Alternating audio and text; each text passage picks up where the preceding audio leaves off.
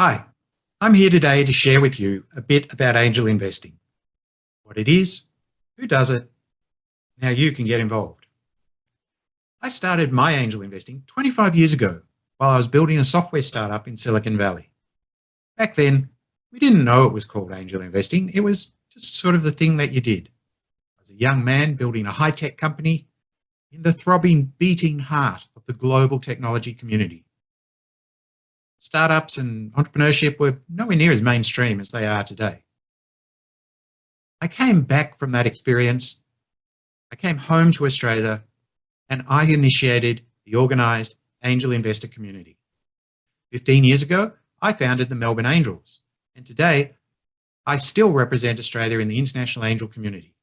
I chair the Asian Business Angel Forum. I'm a trustee for the Angel Resource Institute in the United States. I'm involved in a number of other international angel organisations, and I have trained thousands of people in angel investing across 3 continents. An angel investor, to me, is a person who invests his or her own money and time in an unlisted growth company as a personal decision with the objective of realising a capital return in the foreseeable future. Unlike passive private investors, angel investors are distinguished by their commitment to invest both financial capital and intellectual capital, money and time. Proactive contribution of intellectual capital is key to mitigating the risk and promoting success. If we can't contribute intellectual capital, then we won't invest our financial capital. Angel investing is an exciting and rewarding way of investing in startups. It is a personal, proactive investment in alignment with the founders. Imagine being a foundation investor in a technology company that delivers a cure for diabetes. That's a real Australian company right now. Imagine as an angel shareholder, your advice helps the company succeed with a universal payment system that has all the convenience and security of credit cards, none of the fees. That's an actual angel-backed Australian venture. Imagine you invested in a startup just as it started to scale its revenue, and then 6 years later, the company sells to a global corporate, giving you 10 times your money back. Angel investing is being a proactive participant in that entrepreneurial adventure for a whole bunch of startups. But why? Why do we need startups? Why invest in startups? Why take all of this risk? Everyone wants the world to be a better place, and everyone is looking to the change enabled by radical innovation to lead us out of our troubles and into that better world.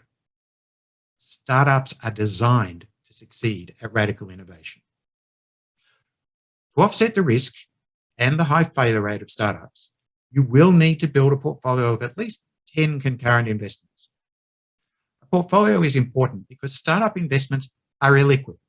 That is, you are usually locked in for the entire journey until the company is sold. You can reasonably expect that at least half of everything you invest in as an angel investor will completely fail to return any cash to you at all. This is all about the high risk and the high reward.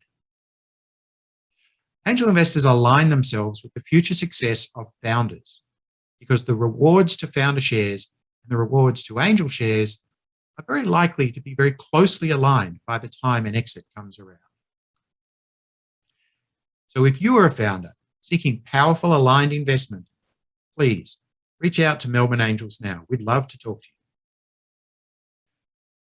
If you're an investor, what should you expect to get as your rewards from angel investing? Financial returns, of course. That's what investing is all about. However, all the most successful angel investors that I know all around the world are more focused on other metrics of success.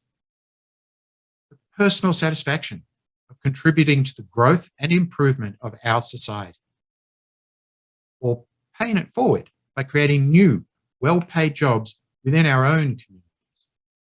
Frankly, there's a lot of fun to be had as an angel investor. The reward of working in the camaraderie of a diverse group of good people with shared values doing good things together. Simple joy of using what we know and we've learned throughout our careers to help others create new value. Intellectual challenge of seeing the world differently through the eyes of a visionary founder.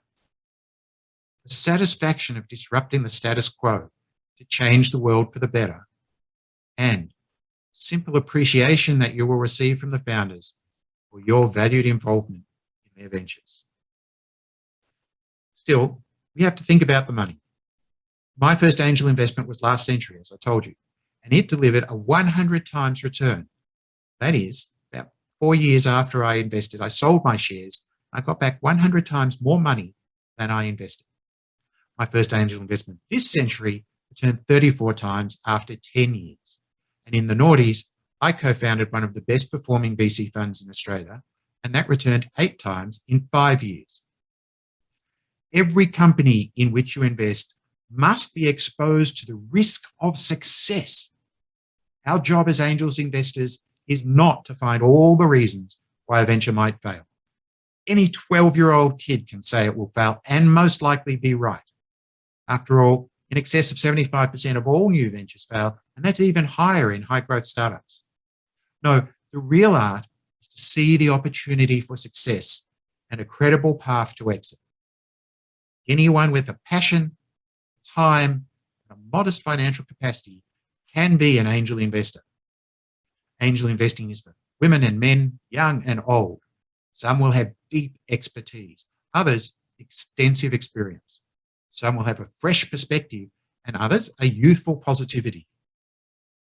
Many, like when I started, are still working full-time. Others may have sold their own businesses or retired from their primary careers. Most angels are people who have built or are building their own success, which gives them the confidence to guide others. But you don't have to wait. Some of the most valuable insights for the best investment decisions come from those angels who are embedded in the relevant markets or customer experiences. You should develop your own angel investment thesis.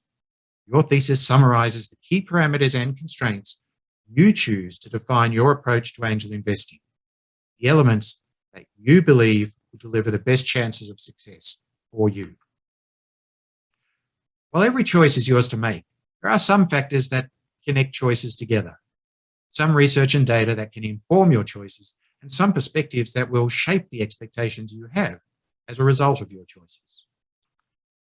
So your base investment thesis may consider these issues. What is your purpose? How do you intend to go about your angel investing? And where will you focus that effort? What's your capacity to invest, both in total and how you'll do that on a deal-by-deal basis or across your portfolio? How will you take ownership in the companies in which you invest, or will you choose to be a debt provider instead? And is it important that you're involved with these companies for, during, and after your investment? Would you like to lead the deals, or would you rather someone else took that rather difficult role? And how much time do you have to give to this endeavor? And who will you do it with? Will you invest in each company just once, or will you invest in these companies time and time again? And when it does come time to reap the benefits, how are you going to influence the exit? What do you expect of the exit? Where it'll be, how big it'll be? These are all just the considerations that you will have to make. But none of these are immutable limits. They provide a guide for good investment discipline. When you join an angel group, like Melbourne Angels, at least some of these parameters will be set by the group focus and the group process. At Melbourne Angels, most of our investments are in pre-revenue startups, and we are sector agnostic. However, we have learned over time there are some investments our members simply don't want to consider. For example, gambling. The trick to looking at sectors in early stage investing is not to follow trends. Trends are backward-looking phenomena. As early stage startup investors, we must anticipate the market, not follow it. Startups typically take at least 2 to 3 years to be ready to meet the market. In fact, research shows that market timing is the number one reason for both the success and failure of startups. Your thesis will help you to know what you want. Then you'll need a process, a way to source deals in what is a very noisy marketplace.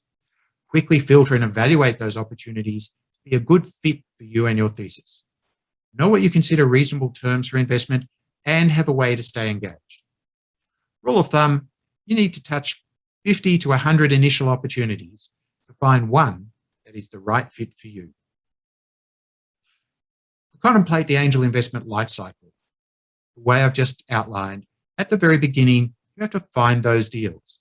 Now, for any individual deal, from the time you first contact the founder, the time that you make a commitment and put money in the bank as an investment, it's probably going to take you somewhere between a couple of months and 6 months. It could take longer. It probably shouldn't. However, during this phase is when you have the most influence over the shape of the opportunity, the shape of the investment terms, and frankly, the chances for you to get the returns that you're investing for. But once you've finished that and you are invested, now you come to the longest period of time, holding your investment as a shareholder and finding ways to help the company grow, to support the company, and probably to reinvest in the company over time. Eventually, you finally get to the reward, the chance to reap the benefits that you've been looking for by exiting the company. Usually that'll be because the whole company has been sold, but there are many other models that you might consider. What you will have to understand is that an exit is not just a point in time. Of course, it does culminate in a transaction, but even an exit is a process that will take time. You may have some skills, networks, contacts, knowledge that can help the company create and navigate its exit path, or you may be passive at that stage of the investment. So let's work through that from the beginning again, just a little bit. When you're looking for deal flow, it's a combination of hunting and fishing. When you're hunting, you go looking for what you want. When you're fishing, you dangle a lure and wait for the fish to take the bait. So when you're hunting, you're using your investment thesis to go and target the things that really work for you. When you're fishing, you're waiting for those opportunities to come forward. And where will they come from? Well, when you join an angel group in particular, you get the advantage of the brand. The group has a website, it's active, it's known, it's got many members, it's working within the startup ecosystem. Of course, you can find opportunities depending on what you're interested in from universities, from accelerators. You can find them from other investors who choose to have you as a co-investor. And of course, there are many advisory firms, accountants, lawyers, wealth managers, family offices, all sorts of opportunities to network and find the deal flow that you're going to find. However you do it, it will take a substantial amount of effort. Now, once you start meeting these companies, of course, you're going to have to give them an answer about whether or not you want to move forward in talking to them about the opportunity to invest. The single most common answer you're going to give is no. The next answer you might be giving is, well, no, not right now for these reasons. And maybe yes, when things change. So please come back to me. Ultimately, the one answer that the founders and you are really both looking for is the one that says, I'm really curious about what you're telling me. Let's talk about it some more. Now, triaging your opportunities quickly against some of your really core elements of your investment thesis is going to be absolutely necessary.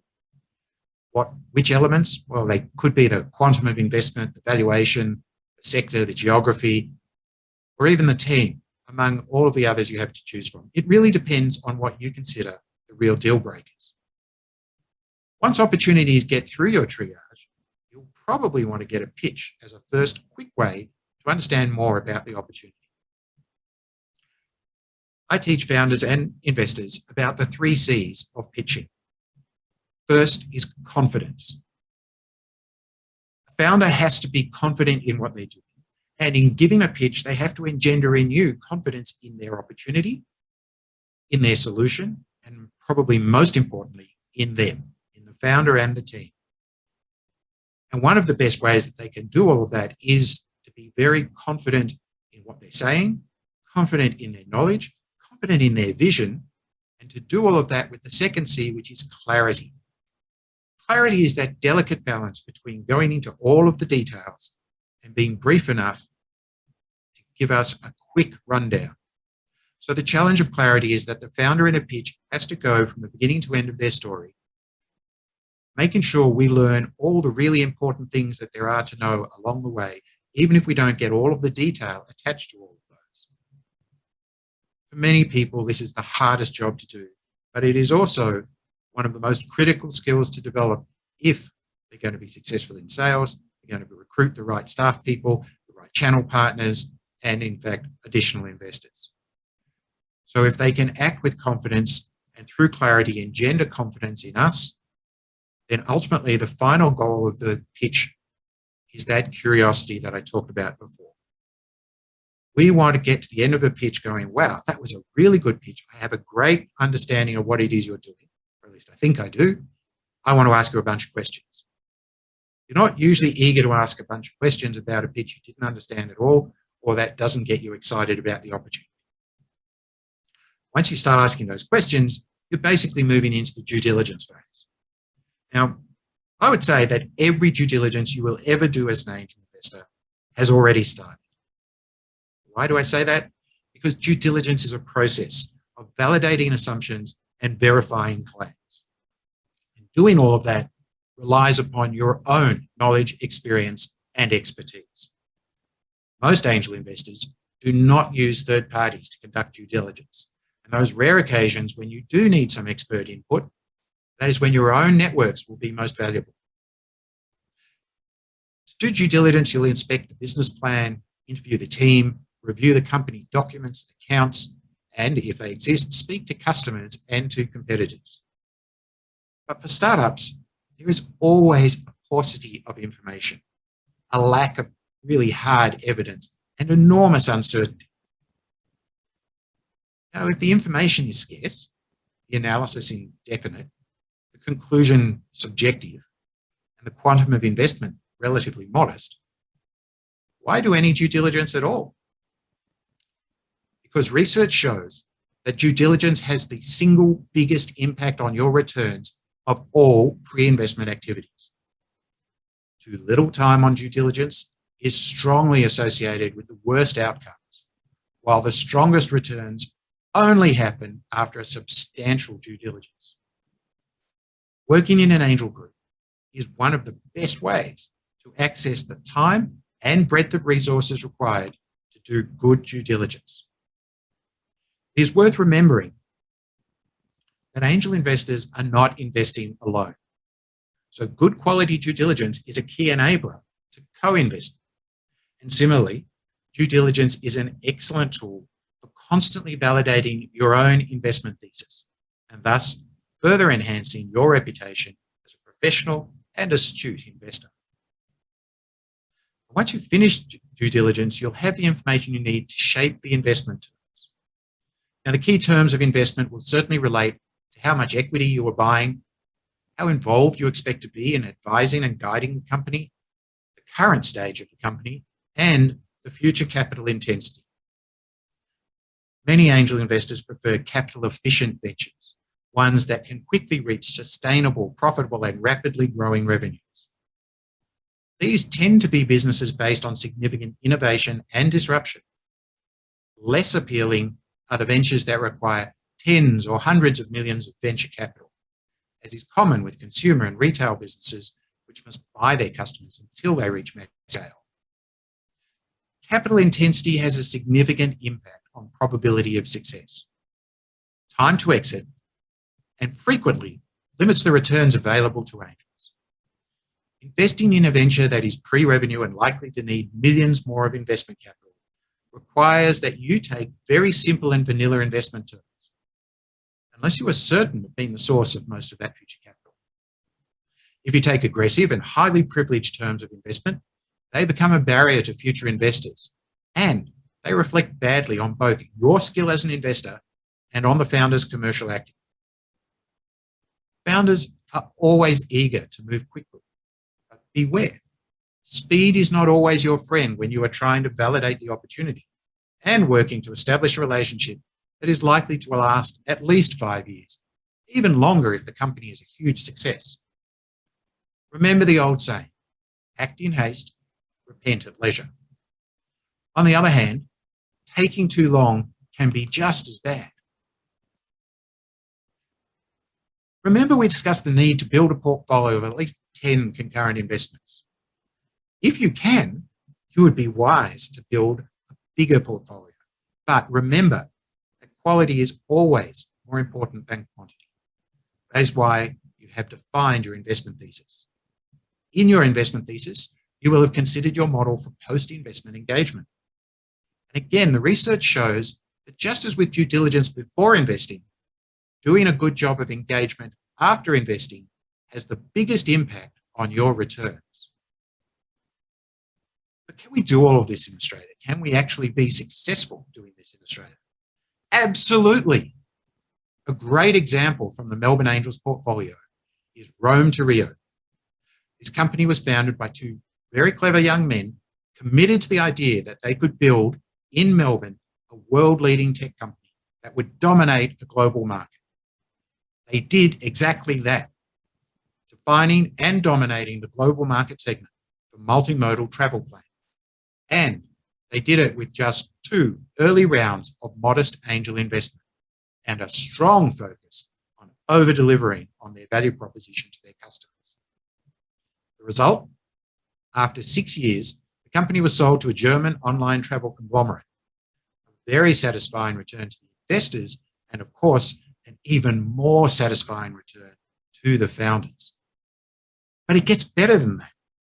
Rome to Rio continues to operate in Melbourne under its own brand, growing its core business, employing more people, paying local taxes, and enhancing the reputation of Australia. The Melbourne Angels member, who was a director and had served as chairman of Rome to Rio, was encouraged by the acquirer to remain on the board, which she has done. This is what we want to see. Companies that do something entirely new, open new markets, create new jobs, and drive significant export revenues, all from an Australian base with the support of angel investment and advice. To build your portfolio can be expensive in dollars, time, and the opportunity cost against all the other things you want to do in life. An angel group offers you 3 things that lie at the core of realizing an effective, successful, and enjoyable portfolio of startup investments.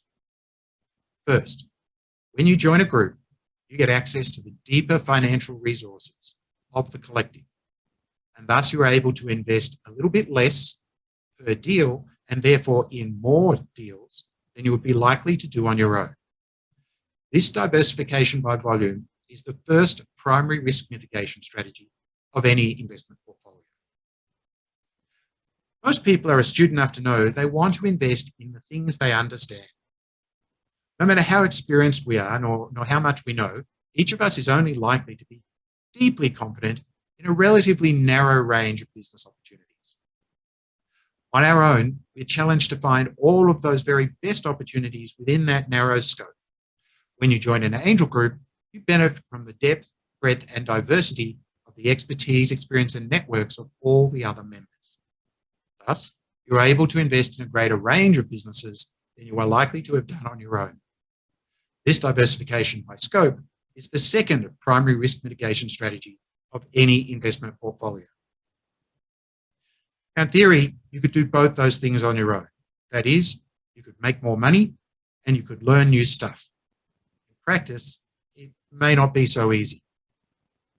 But the third thing that you get with an angel group, you can get no other way. The third benefit of a group is time. The whole process of sourcing and evaluating opportunities, remember that 100-to-1 ratio I talked about? Negotiating investments, coaching founders, supporting exits. It all demands a wide range of skills and a lot of time. When you join an angel group, you get to learn and refine your skills through practice and training with experienced colleagues. When you join a member-led angel group like Melbourne Angels, you benefit from the time of all the other members.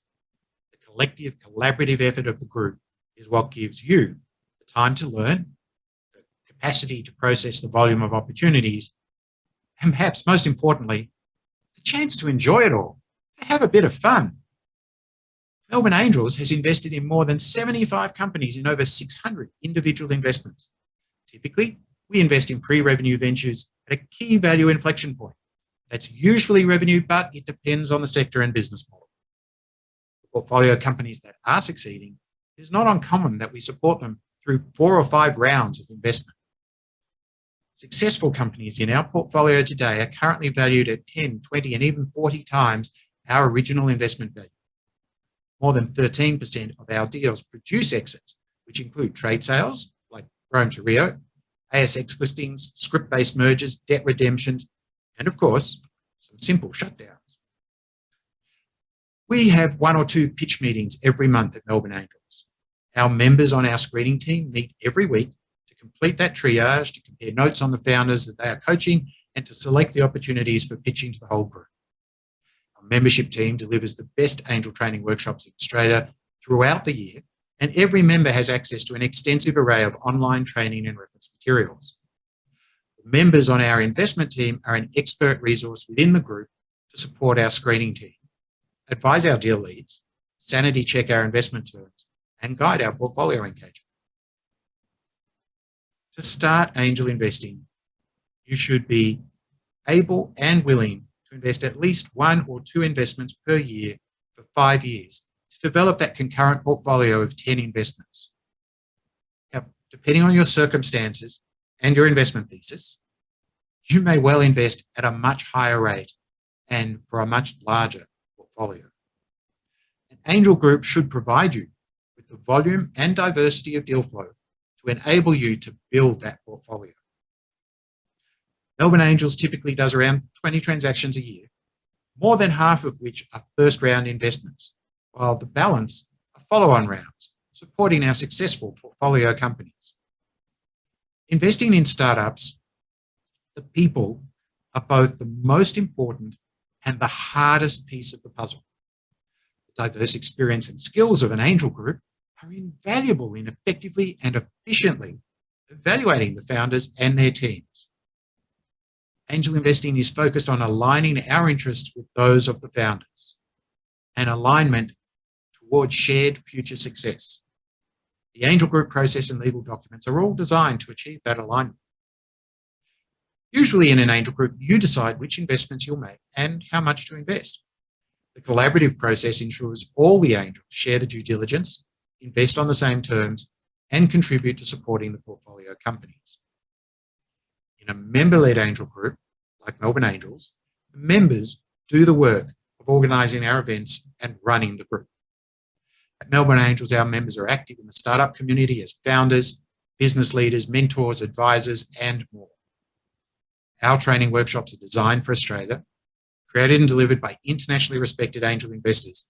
These workshops are free to members, open to other startup investors, heavily discounted for founders, and available to anyone interested to learn the art and skills of investing in startups.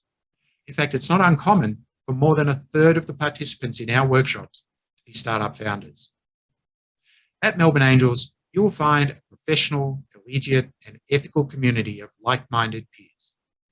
Joining an angel group can't guarantee you will make a great investment. It can help you avoid the bad ones. It will most definitely allow you to enjoy the fun and adventure of investing in startups. If you want to be an angel, or if you've already started on your own, please contact us at Melbourne Angels to join our welcoming, supportive, diverse, and inclusive community. I look forward to investing alongside you.